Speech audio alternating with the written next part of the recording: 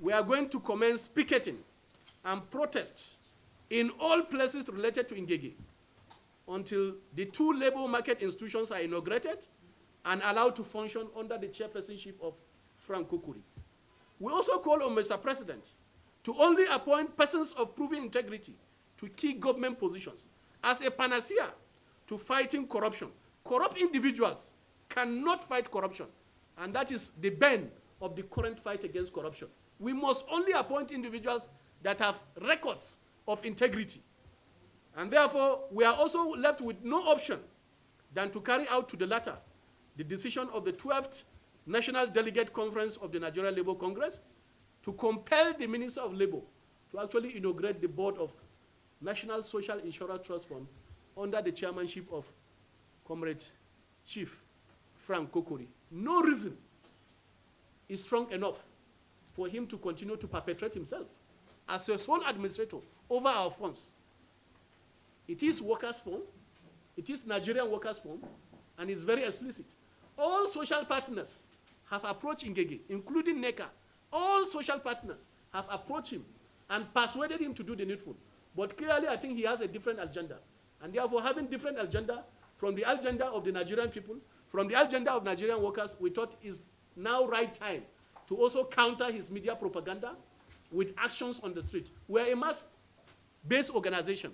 And therefore, there is no way also we can be couched under this type of propaganda. Let me also remind all of us, media, because you recall that after on the appointment of Kokori, Kokori was appointed on merit.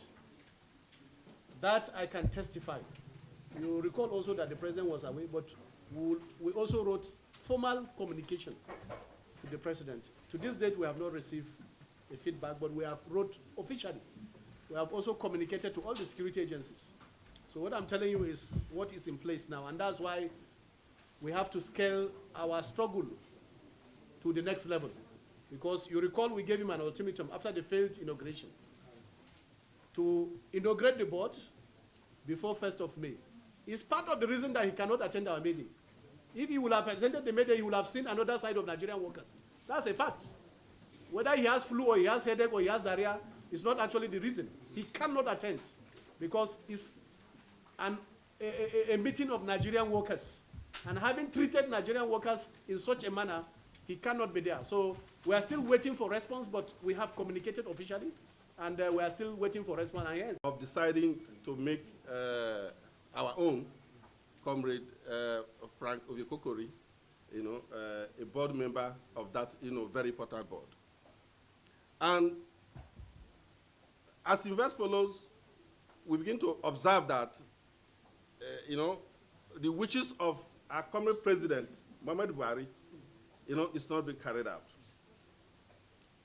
To us, we see this as great injustice. It's great oppression on somebody that has stood for the masses of this country in the past. If the president, in his own wisdom, decided to appoint somebody of labor background, to head such a parastatal, why would somebody at all, because he has the power, so to us, that impunity, it should be called to order. That the masses of this country appreciated what the president of this country did by appointing somebody of this caliber to head the NSITF. 20 years after democracy, a prisoner of conscience like Frank Kokori will be treated so shabbily by a man like Chris Ngige. Ngige talks of qualification. Ngige is a medical doctor. What does he know about labor relations?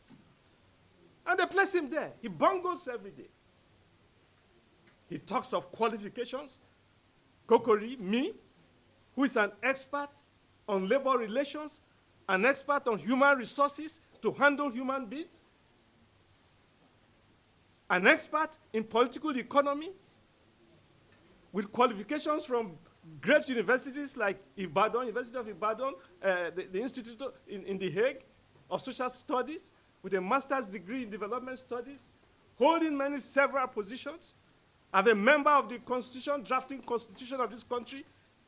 87 to 88, we drafted the constitution as the wise men of this country. From 88 to 89, I was a member of the Constituent Assembly that approved the constitution of this country.